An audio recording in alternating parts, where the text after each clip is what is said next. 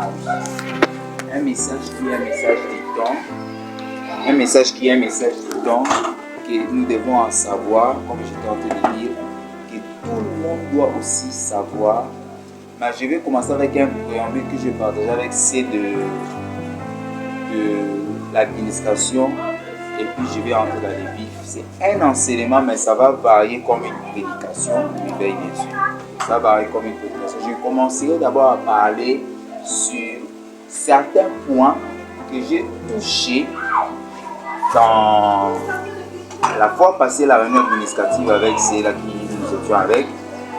Je parlerai un peu de points concernant les mariés, les couples, le vie maritale, les réalités dans le vie maritale des couples.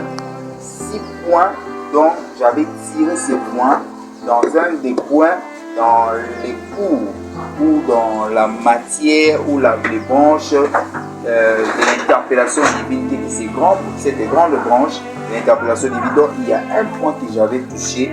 Le point était sur le pardon. Et dans ces points, le pardon, j'ai parlé de 6 petits points.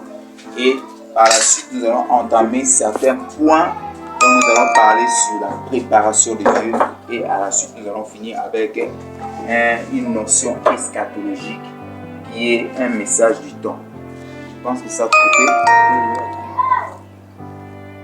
Parce que beaucoup de personnes qui sont ici, qui sont à l'extérieur, qui sont avec nous dans les groupes, ont voulu bénéficier aussi des choses que nous partageons. Parce que nous ne sommes pas là seulement pour plusieurs. Si ça va nous faire traîner, on va chercher notre solution. Ce message va être peut-être en différé dans les réseaux sociaux. Et carrément.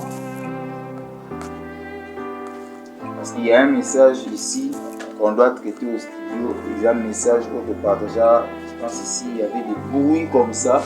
Alors on doit enlever ça au studio. Ça continue à l'endroit où ceci. On doit enlever ça au studio. Alors pourquoi on doit vraiment payer. Alors la première partie que je vais toucher, je parlerai sur certains petits points qui peuvent nous aider dans la vie maritale que j'ai écrit mais je ne suis pas sorti avec. Il y a certains défis. Les Seigneurs, on va aider, on va échanger certains points. La première des choses pour les vies des couples que vous devez savoir, que nous devons tous savoir, chers bien-aimés, c'est quand tout brûle. Je disais que pour les gens de l'administration, certains savent déjà de quoi on a parlé, ça c'est pour tous. Quand tout brûle, c'est-à-dire quand vous ne vous attendez pas avec votre partenaire, ça je peux même les condenser. Je peux les dire que je les partage dans la partie où je parle de la préparation de Dieu. Au lieu de dire 3 parties, je parle seulement de 2 parties. La préparation de Dieu et puis l'eschatologie. On peut faire ça comme ça. Alors dans la partie préparation de Dieu, je parle du couple et puis je parle de vie aussi personnelle comme ça, professionnelle. Alors il n'y a que deux petites branches. C'est comme nous allons partager aujourd'hui. Alors je voulais dire, dans la vie des couples, quand ça brûle, là, vous vous disputez avec votre conjoint, votre partenaire, et que ça ne tient pas, il y a des disputes, il y a des incompréhensions. Quand il fait chaud là, ne cherchez pas à avoir raison toujours. Quand Dieu répond quelque chose 2 fois, la personne qui est en train d'écouter ça est en danger, mais il est aussi avisé, il est bien. Parce que si vous ne la pratiquez pas, vous allez être jugé 2 fois.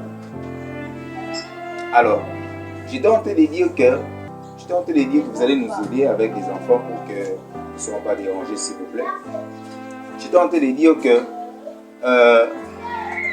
quand ça brûle là, vous vous attendez pas avec votre partenaire, vous devez refuser d'avoir raison.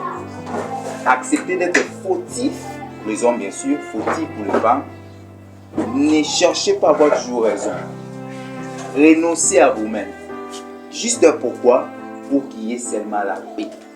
Ici, je suis en train de parler de la préparation de Dieu. C'est pourquoi je commence par rapport aux vies des couples. Tu connais déjà les couples. Alors, cherchez à avoir tort. Acceptez d'être fautif ou fautive. Ne cherchez pas à avoir raison. Juste pour qu'il y ait la paix. Au nom de l'amour et de la paix. Je vais ouvrir une parenthèse ici, parce que je ne l'ai pas dit à la réunion administrative. La Bible dit que la femme doit être soumise à l'homme. Mais il y a un de mes coachs à moi, Papa Paul Thierry, que j'honore bien aussi, m'a coaché dans les départements où j'ai travaillé, quand j'ai travaillé auprès de l'apôtre Roland Dallot. Il nous a dit l'homme aussi peut obéir à sa femme par amour.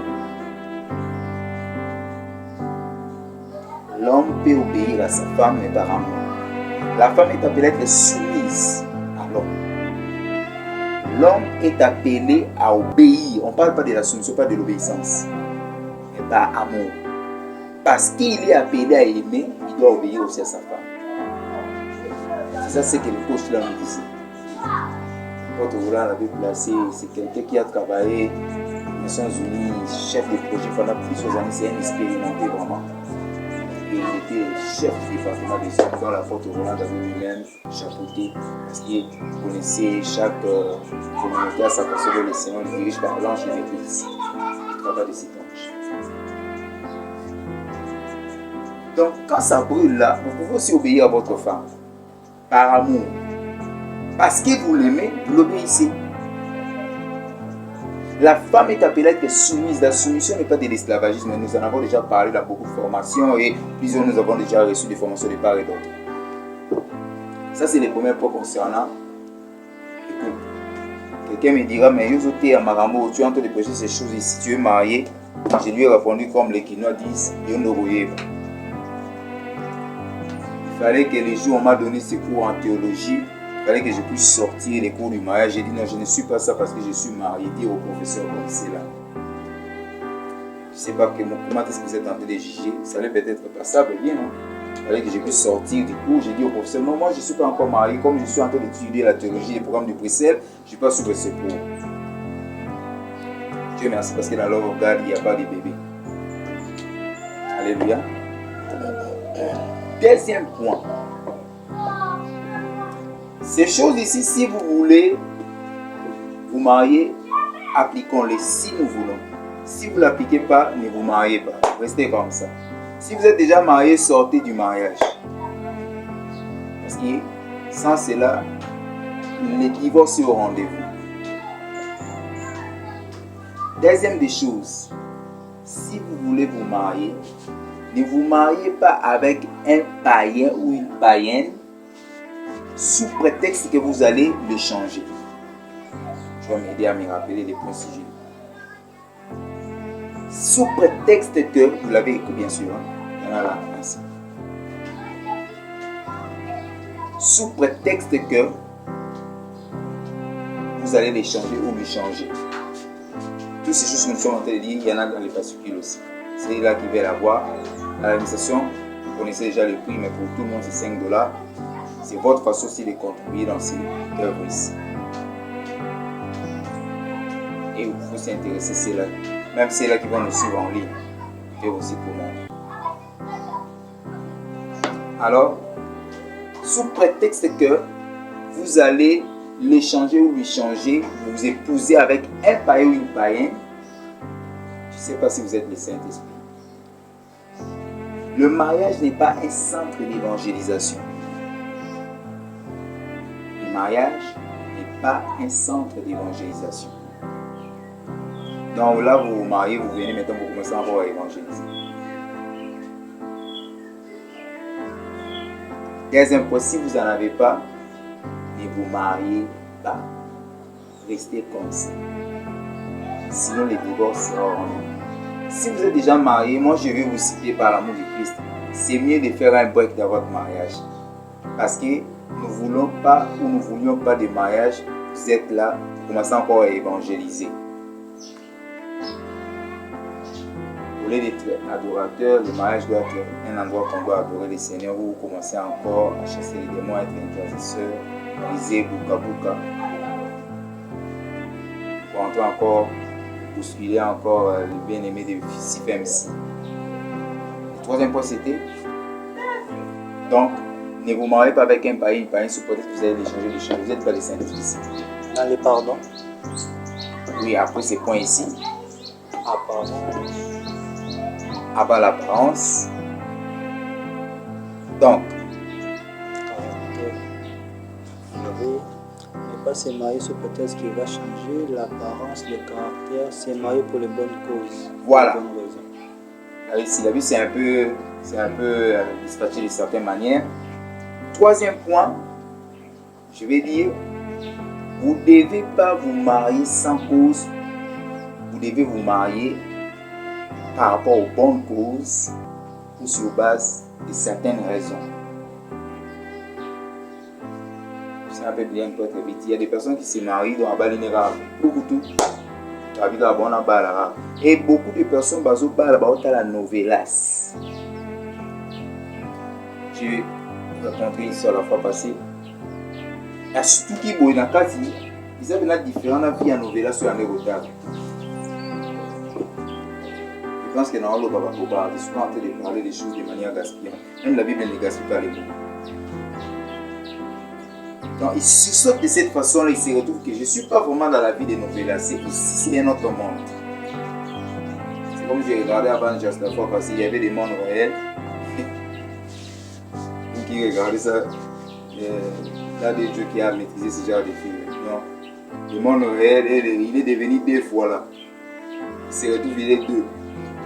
Avant, c'est in-game. Hein? Voilà.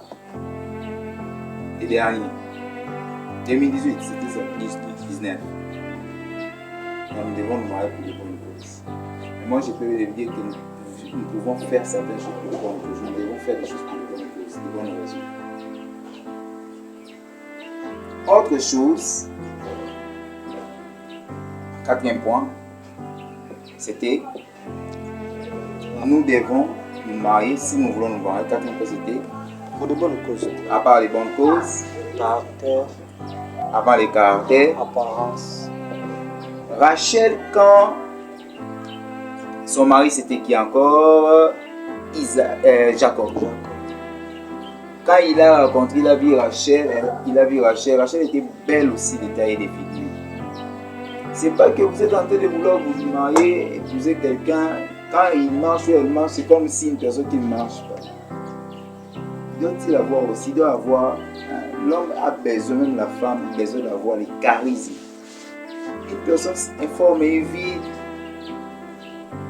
Quand vous racontez une personne, la Bible dit, il a dit, voici cette fois-ci. Mais ça n'est pas comme une banyama, une créature. Qu'est-ce qu'on dit? Une autre créature. Voilà, nous les anglophones là. Et ça crée une autre, certaine autre image. Et quand il a vu, il a dit voici. Il n'avait pas constaté une personne qui était un esprit, une âme. C'était toute une personne chère, humaine. Mutumusou.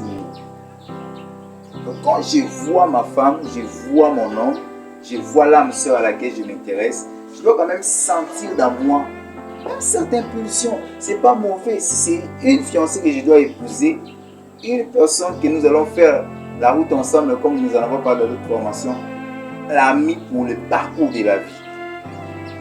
Je dois quand même sentir certaines érections. Si c'est pas mauvais, c'est pas non plus un péché.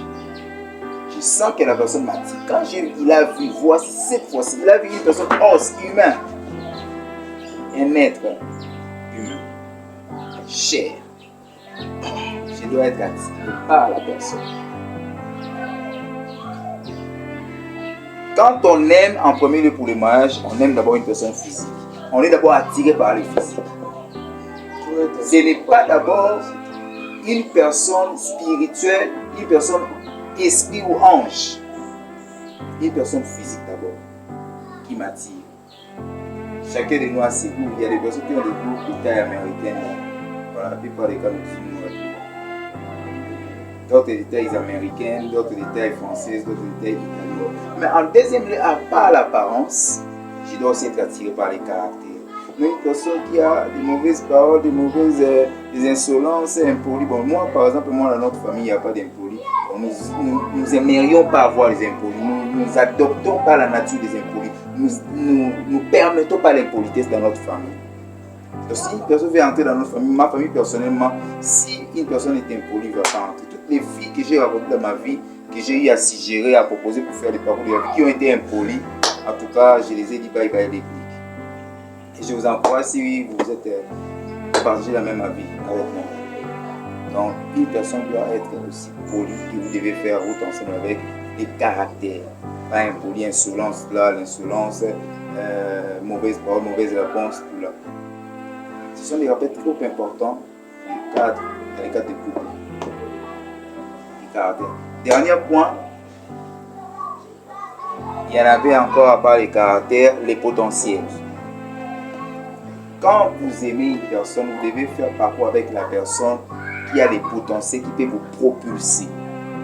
Donc une personne, vous gagnez peut-être quand même loto des millions qui vous dira bon, tout que nous avons des calans dans l'auto que nous avons poissons.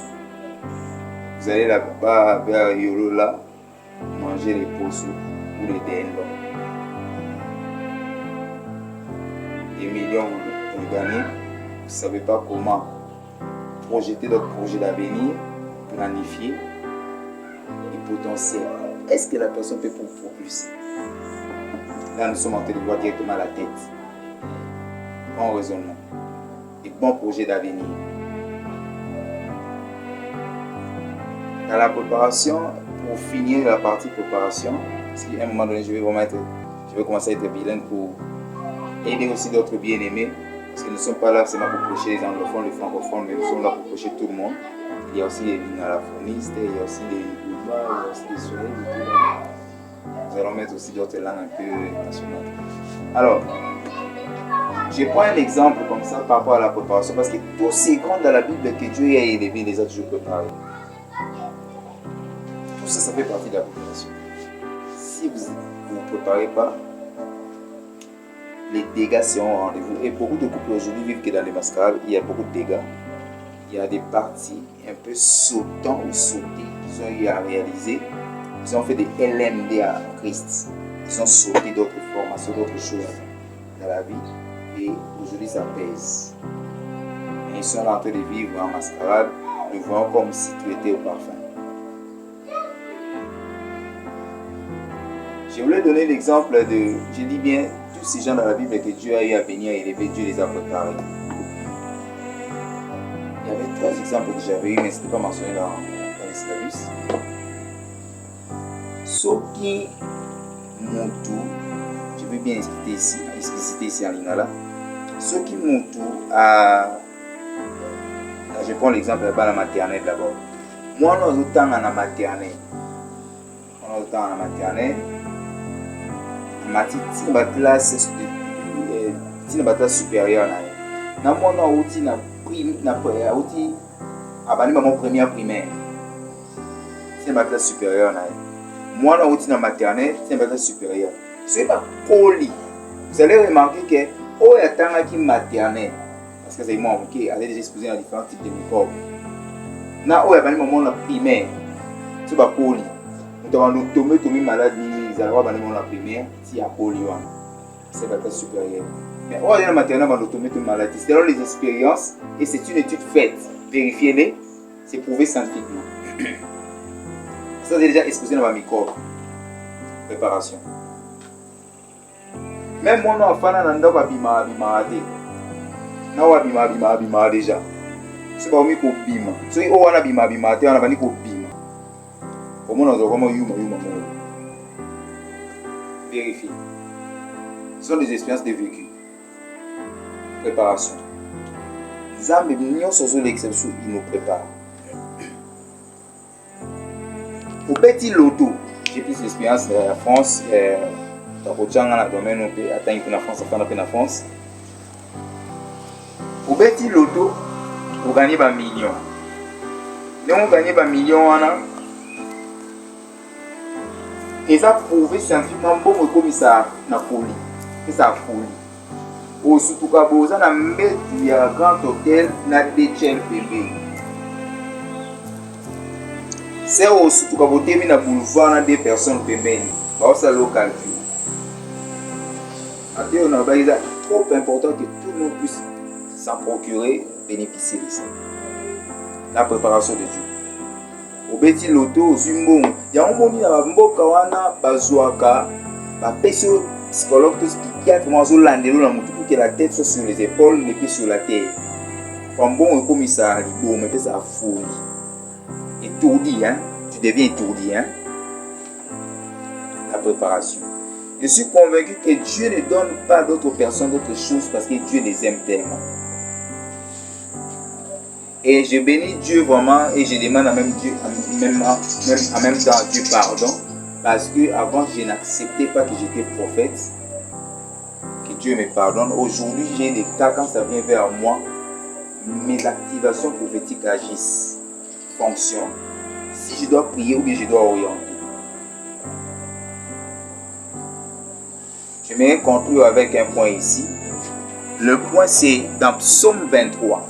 C'est le point de la préparation. Il y a des prières et c'est tout comme ça là, on doit changer ma prière en abysse. Psaume 23 dit ceci. Quand tu passeras dans la vallée de l'ombre de la mort, tu ne connais aucun mal. Je paraphrase, on va voir certains points là-dedans. Je suis avec toi. Ta houlette ou ton bâton me rassure. Dans Isaïe, la Bible dit, si tu passes dans le feu, tu ne seras pas consumé ou brûlé. Pour ceux qui ont la moto, tu es en train de vivre certains feux, passer dans certains feux de la vie. Tu dis à Dieu, plusieurs personnes le font. Seigneur, fais-moi sortir de ces feux. Ce n'est pas une bonne prière. Quand tu passeras dans le feu, on ne parle pas de si. Si c'est une supposition. Quand, c'est-à-dire pour que tu dois passer, tu ne seras pas consumé. C'est-à-dire, là la prière à faire, c'est que Dieu te donne la force pour passer. Tu ne dois pas dire à Dieu, Seigneur, fais-moi sortir de ces feux.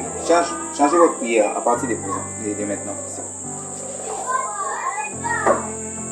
Quand je passerai dans la vallée de l'ombre de la mort, je ne craindrai aucun mal, car tu es avec moi. Ta houlette et ton bâton me rassurent. On ne parle pas de si, ce n'est pas une supposition, c'est quand, coûte que coûte, vous devez passer. Mais là, vous avez besoin seulement du bâton et de la houlette du Christ. Vous n'avez pas besoin de dire à Dieu, Seigneur, fais-moi sortir de ces feux, de cette ombre de la mort. Non, nous faisons mal certaines prières. C'est pourquoi je bénis Dieu et je demande à Dieu pardon, comme je l'ai dit. J'ai refusé avant que j'étais prophète, mais je bénis Dieu parce qu'aujourd'hui, quand certains cas viennent vers moi pour que je puisse prier, il y a des cas que je dois orienter, comme c'est que j'étais en train de donner les messages au début là. C'est-à-dire la personne doit travailler quoi? Les caractères. Je dois prier. J'aimerais choquer une personne, mais sauver une vie. Vous avez eu à faire passer, si vous êtes serviteur de Dieu, ou si vous avez un serviteur de Dieu comme ça, vous dites lui, il a eu à faire passer le temps en vain, il a eu à faire des prières gratuites, des prières non fondées, des énergies dépensées gratuitement à la volée, même vous-même, parce que peut-être vous avez perdu de vue de ces choses. La préparation de Dieu. On va maintenant passer dans l'autre point où nous allons parler sur un peu un message eschatologique. J'ai pris le Saint-Esprit de vous faire comprendre ce message et j'ai pris le Saint-Esprit de vous aider à être vraiment connecté. Parce que tout ce que nous sommes en train de dire là ou de faire, bientôt ça va s'arrêter, nous allons partir. Il y a deux livres, souvent nous avons l'habitude d'en dire, qui ne se prêchent pas toujours, c'est les cantiques des cantiques. D'autres disent que ça parle de la femme. D'autres personnes évitent de prêcher parce qu'ils ont peur que leur fille ou leur femme soit déraillée. Mais les livres de l'Apocalypse, ça fait peur. Non, pour nous, ça ne fait pas peur, ça nous interpelle. Alors suivez-moi bien. S'il vous plaît, nous sommes en train de voir un tableau imaginaire que nous allons passer dans nos esprits, même c'est là qui vont suivre. Les tableaux se présentent de la sorte. Nous voyons à partir de l'administrateur de la vidéo, c'est pas les à un moment donné, à partir du commencement, de la création. Le monde de la création a commencé, l'homme a été créé. À partir de la création, parce que vous devez savoir, il y a une différence entre l'ancienne alliance et la nouvelle alliance, Nouveau Testament, ancienne alliance et Ancien Testament. Ancien Testament a commencé dans la création, ok? Ancien Testament a commencé dans la création avec Ève.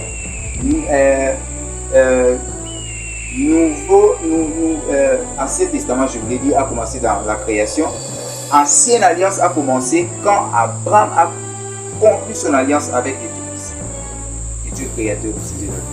C'est Dieu qui est venu vers Abraham pour conclure l'alliance avec Abraham. C'est le supérieur qui est venu de l'inférieur et qui conclut l'alliance. Alléluia.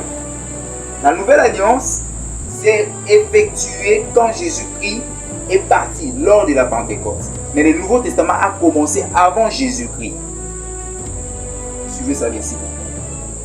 Il y a des lignes du temps historiques que nous avons eu à étudier. Pas d'ascendant et descendant. Voilà. Ça a commencé quand ça a commencé à partir de l'Ancien Testament vers l'an 0, qu'on appelle l'ère chrétienne. Tout avait recommencé à zéro à partir de l'an 0. Mais l'an 0, c'est le central, c'est le centre. Alors pourquoi Jean-Baptiste est venu dans l'Ancien Testament? C'était un prophète intermédiaire. Ses parents ont vécu aussi dans une partie de l'Ancien Testament jusqu'au Nouveau Testament. À partir de l'ère chrétienne, de l'intervalle là, du point focus, le point culminant qui est je peux parler de l'an 0, voilà les mots. Le Nouveau Testament a commencé. Et ça a commencé là. Jésus-Christ, certains biblistes, spécialistes du Nouveau Testament, même de l'Ancien Testament, ont étudié en nous parlant sur Jésus-Christ. Il est venu à la 30e année après l'an 0 ou bien l'ère chrétienne. Jusque là, ça va. Jésus-Christ est venu à l'an 0. Ça va? Jusque là? Est-ce que ça passe? Est-ce que ça passe? Jusque là, ça passe. Jésus-Christ est venu à l'an 0. Je vais continuer. Jésus-Christ est venu à l'an 0, à l'ère. Jésus-Christ est venu à, selon les biblistes, les professionnels, les spécialistes de l'Ancien Testament, Jésus-Christ est venu à l'an, il est venu à la 30e année, la 30, à la 30e année après l'ère chrétienne ou l'an 0. Ils sont en train de faire des calculs comme ça, des suppositions, mais ça a été vraiment fortement approfondi, de manière approfondie étudiée. La 30e année après l'an 0, le Messie est venu. La 30e année. L'ère chrétienne ou l'an 0, c'était les points culminants. Là, le Nouveau Testament a commencé. Mais Jésus-Christ n'était pas venu là. Il est venu la 30e année après le point culminant là. Les spécialistes sont en train de nous dire ainsi. Et l'Ancien Testament et le Nouveau Testament. Et quand Jésus-Christ est venu, de la création de l'homme jusqu'à l'an 0, à l'ère chrétienne, ça avait fait 4172 ans. Parce que les gens qui ont assisté, nous avons parlé sur les 6 degrés du trône de Salomon, les 6 étapes. Nous sommes en train de voir même l'Exode 20. La Bible est en train de nous parler. L'homme devait travailler. Dieu avait interdit, vous allez comprendre. Dieu avait interdit même aux animaux, aux étrangers. Imaginez un animal de travailler même le 7e jour. Vous allez comprendre. Le 7e jour. Vous allez comprendre ce que ça veut dire. Le 7e jour. Le 7e jour qui symbolisait les 7000 ans prophétiquement. Où nous allons, c'est le sabbat bien sûr. Tous allons nous reposer à l'annonce de l'anneau. Et les 6 jours, ça s'appelait l'économie de Dieu, le plan de Dieu. Donc l'homme devait travailler 6 jours. Et un jour égale 1000 ans chez Dieu. Ok? 1000 égale comme un jour. Albert Einstein est tenté de parler même là-bas dans le monde, en dehors des planètes et aussi des galaxies, il n'y a pas de temps. C'est la lumière forte. Là où Dieu vit, dans les El Olam. Vous allez comprendre. Dans les El Olam, dans l'éternité, Dieu ne vit pas dans l'invisible, Dieu vit dans l'invisible des invisibles. Les gens restent dans l'invisible, Dieu vit dans l'éternité. Même les gens, je ne les vois pas. En parenthèse, je me dis à une personne, Dieu qui t'est protégé vit dans toi, il vit dans l'invisible des invisibles. Si les esprits ne le voient pas, les gens qui te cherchent aussi, spirituels comme physiques, ne vont pas te voir. Alors, Maintenant, ça parle là-dessus du 6e jour, par rapport à tout ce que nous venons d'évoquer tout à l'heure. Quand vous allez écouter ça, vous allez avoir plus d'idées. Le 6e jour, dans les calculs de Dieu, c'est comme 6000 ans. Ok? 6000 ans est comme 6 jours. Un jour, c'est comme 1000 ans. 1000 ans, c'est comme un jour chez Dieu. Maintenant, déjà à partir de ce que nous venons de dire, 4172 ans, ça fait, c'est déjà 4000 et quelques. Ça fait comme 4 jours dans les langages de Dieu, dans les jargons de Dieu. Lui qui vit dans l'éternité. Et les 72 ans, c'est comme des heures. Maintenant, à partir de l'Ancien Testament, là, la question de l'homme, puisque le point culminant, le point zéro, l'heure effective, ça fait 4672 ans. Et les spécialistes sont encore en train d'évoquer en disant que quand Jésus-Christ est mort, était décédé, le point à partir de l'an 0 jusqu'à la mort de Jésus-Christ, ça fait 4200 ans. Je pense que c'est ça. Je pense que c'est ça. Hein, allez. C'est le même calcul que nous avons fait. Hein. Il y a la création.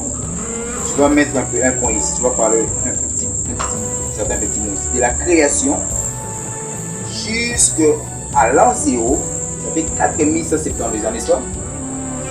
Maintenant, de l'an 0, pour que ça puisse faire 4200 ans, c'était jusqu'à la mort de Jésus. Hein? Tu peux nous dire un mot là? Jésus est né à 33 ans. Jésus est mort à 33 ans. Il est mort à 33 ans. Oui. Quand ils mettent 30 ans, il ne tient pas. Il a 30 ans, il était en La vie. 30e année de l'an 0, Jésus-Christ était né. Ok, nous allons encore. Moi, les calculs simples que j'avais fait, oui. c'est vrai. J'ai fini avec ça, nous allons faire marier ça. Parce que ça fait bien la fois passée. Alors, maintenant, les spécialistes ont dit, à partir de l'an 0, la 40e année de l'an 0, donc l'an 0, 30e année, là, Jésus-Christ était né. Ils ont maintenant supposé. Ils ont supposé de là, 4172 ans, jusqu'à à la mort de Jésus. Et là, Jusqu'à combien, pardon? 4700. 4172 ans. 172. Oui. Jésus est mort à 33 ans. Jésus est mort à 33 ans. Il est né à la 30e année de l'an 0. Il est plus 33. Ouais, ça fait combien? 4105. 4105. Nous allons maintenant faire les calculs de là où ça nous explicite. Allons-y d'abord dans la direction d'avant. On va revenir là. On va même continuer pour d'autres personnes qui puissent comprendre cela. Donc, les suppositions, j'ai dit bien. Ils ont supposé à partir de 4172 à la création jusqu'à la venue de Jésus, sa naissance, l'an 30, donc à l'an 0, Jésus-Christ est l'an 0, après l'an 0, la 30e année, après l'an 0, Jésus-Christ était né.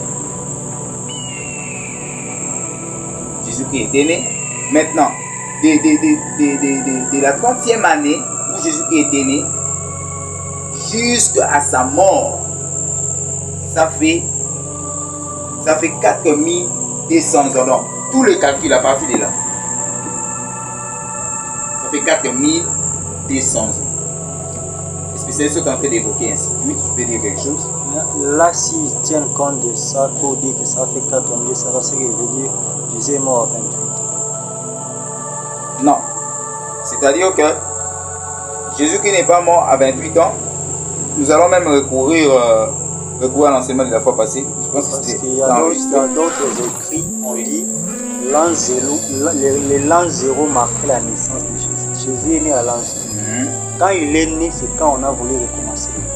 Le 0 là qu'on a mis, c'est à l'arrivée de Jésus sur la terre qu'on a mis l'an 0. On a de 0 à 30 ans là. À 30 ans, ça veut dire que 0, 1, 2, 3, 4, là, les années ont commencé à compter. Oui. Voilà, remarquez que vous verrez, il y a des années où on met après Jésus et avant Jésus. On veut dire que si on met 300 ans avant Jésus, ça veut dire que ça a commencé avant l'an 0. Si on met après, ça veut dire que les 300 ans là, c'est après Jésus.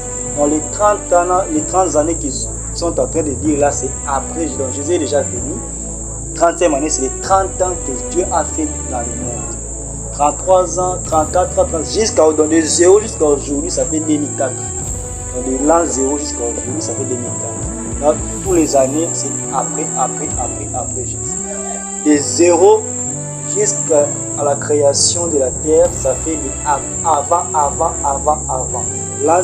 Le monde d'avant s'est arrêté à 4770. Ça et 4172 ans. Là, c'est le monde d'avant. Le monde d'après a commencé de 0 jusqu'à aujourd'hui. Si on doit faire un calcul simple, parce qu'on prend les 4172 plus le nombre d'années qu'on a déjà fait ici, à part dès que Jésus est déjà venu. Ça veut dire que 0 jusqu'à aujourd'hui. Oui. Maintenant, on fera 4172 plus 2004. Exact. 2024. Exact. Il fera 4200 ans. Non, ça ne fera pas 4200 ans. Donc, si on fait. Ah oui, les 4200 ans, c'est avant. Dans les 4172 là, c'est avant que Jésus ne naisse. Maintenant, de 0, parce que quand lui il est né, on a recommencé les 3 0. Donc, 0 marque la naissance de Jésus.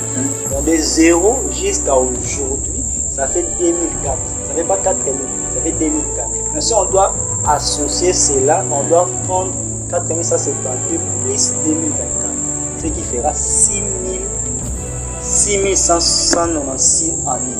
C'est-à-dire qu'on est déjà à la 6e jour de la création. 6000 ans. 6000 ans. Selon le langage de Dieu. L'AD économiste est parti dans une autre direction, comme le physique, ça nous a donné aussi toujours la réponse. Par rapport à ce qu'on a partagé autrefois dans l'administration, selon les suppositions des biblistes, ils ont fait aussi ces calculs suppositoires, des suppositions. Ça fait 4000, donc de la création, 4172 ans de la création jusqu'à la mort de Jésus. Ils ont supposé, ça fait 4200 ans. Pourquoi? Comment cela a été prouvé?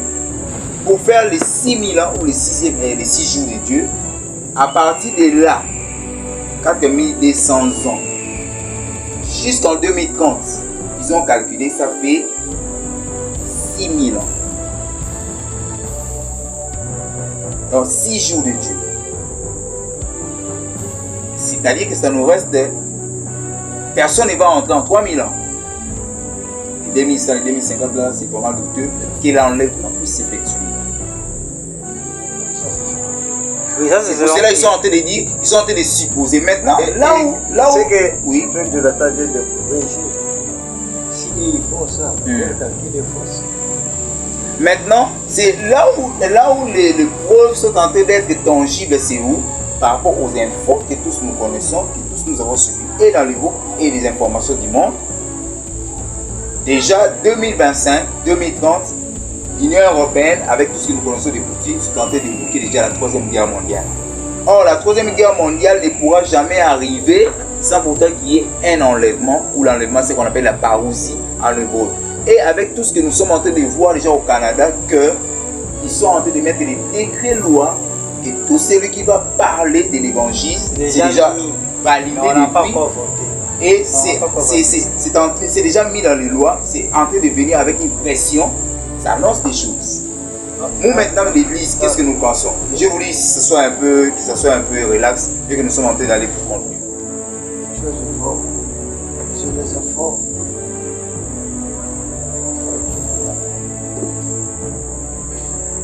moi j'ai remarqué plusieurs informations européennes. Vous savez que d'ailleurs à l'air ils ont fait passer les Français ne croient plus à l'air à Dieu. Moi, il y a depuis longtemps que je ne parle pas à l'air. Vous savez pourquoi les Foucault est parti? C'est parce qu'il on a fait partir à l'air.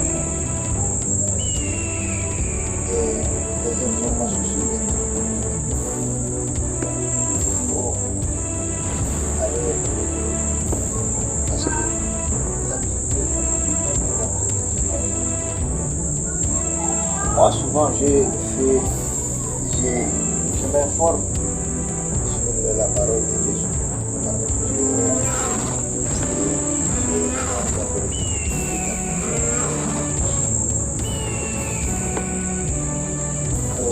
D'ailleurs, les plans européens, les plans américains, c'est autre chose. Et si vous voyez bien, c'est souvent très bon. Les Africains veulent toujours. Pourquoi? Parce que nous, on n'a pas la colonisation, on ne fait pas la colonisation alimentaire. Le règle de la colonisation, nous sommes colonisés. Il y a des gens qui c'est par rapport à la colonisation. Parce que la parole de Dieu se manifeste par ces serviteurs. Il y a d'autres informations qui se font. C'est à travers le Saint-Esprit. Les gens écrivent. Par exemple, Dieu te dit frère, par rapport à ça. La fête du temps.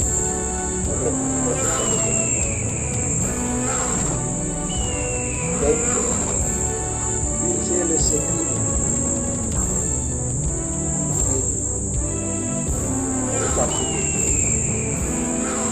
Il est d'après l'Apocalypse. Et l'Apocalypse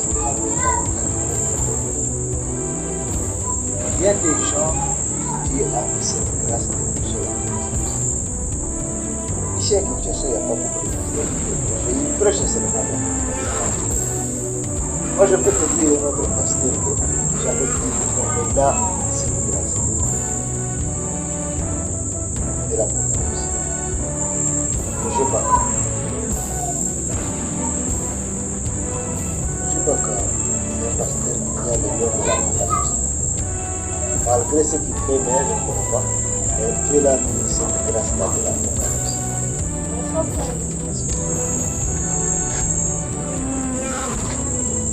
Dieu l'a fait grâce de cette richesse.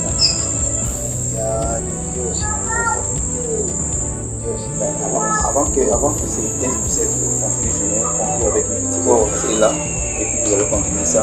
Déjà, c'est important, c'est que ce qui se soulève là, on va continuer encore de ce thème. J'ai aimé un point que je vais faire dans la vie, et c'est inspiré. Le diable ne connaît ni jour ni l'heure, il connaît les moments ou la saison. Comme nous nous sommes informés là, le diable aussi informe. Seul les détails de l'heure et temps, c'est la précision. C'est lui-même, puisque qu'il y en a. C'est la précision qui n'est pas mentionnée, mais les signes sont là. C'est génial. On va prier. Pour nous qui sommes avisés, c'est passé comme ma maturité, n'est-ce pas, nous devons déjà savoir comment on doit commencer à prier. Parce que ça sera du coup. Alléluia. C'est ce que l'on dit, il y a un moment en Swahili qui dit mtu awe tayari kwa wakati wowote. C'est-à-dire, tout peut être prêt à tout. Tu peux sortir comme ça. C'est ce que tu as dit. C'est ce que Jésus nous avait dit. Soyez seulement vigilant. Soyez vigilant, prêt à tout moment. Si je viendrai comme un voleur. Tu sais, tout le monde ne va pas achever la course de la même manière. Chacun va partir de sa manière. Comme les apôtres. Oui. Alors, nous devons être prêts à tout moment. La manière dont Dieu veut t'appeler, tu peux arriver. Tu es déjà prêt. Il y a un jour, il y aura une disparition. C'est bon. Oui. Un jour, Nous allons commencer là. Disposition.